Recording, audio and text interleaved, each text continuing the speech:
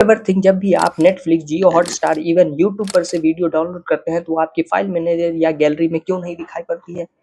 Just because of OS के 3 concept की वजह से ऐसा नहीं। सैंडबॉक्सिंग, इंस्क्रिप्शन विद डीआरएम और हार्डवेयर लेवल सिक्योरिटी की वजह से ये सब पॉसिबल। सो जब भी आप ऐप डाउनलोड करते हैं तो ऑपरेटिंग सिस्टम उसे एक यूजर आईडी और साथ में एक प्राइवेट स्पेस भी एलोकेट करती है, जिसे ही कहते हैं सैंडबॉक्स। और इसकी खास बात यह है कि इसके स्पेस में कोई दूसरा ऐप या एप्लीकेशन नहीं चल सकता। सो बेसिकली जब भी आप नेटफ्लिक्स पर मूवी डाउनलोड करते हैं तो नेटफ्लिक्स उसे शेयर्ड स्टोरेज में ना स्टोर करके अपने प्राइवेट डायरेक्टरी में स्टोर करता है। नो, आपका सवाल होगा कि व्हाट्सएप पे इमेजेस या वीडियोस डाउनलोड करने के बाद हमारे गैलरी या फिर फाइल मैनेजर में क्यों आ जाता है?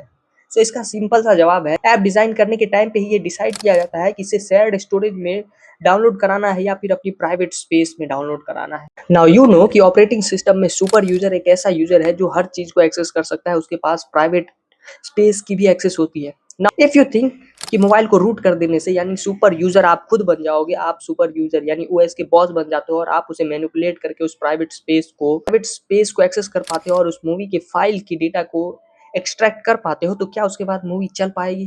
So the answer is still really not possible. क्यों, बताता हूँ। जब भी आप मूवी डाउनलोड करते हो तो नेटफ्लिक्स डीआरएम की सर्वर से उस मूवी को चलाने के लिए एक डिस्क्रिप्शन की भी भेजती है और वो डिस्क्रिप्शन की उस प्राइवेट स्पेस में स्टोर नहीं हो।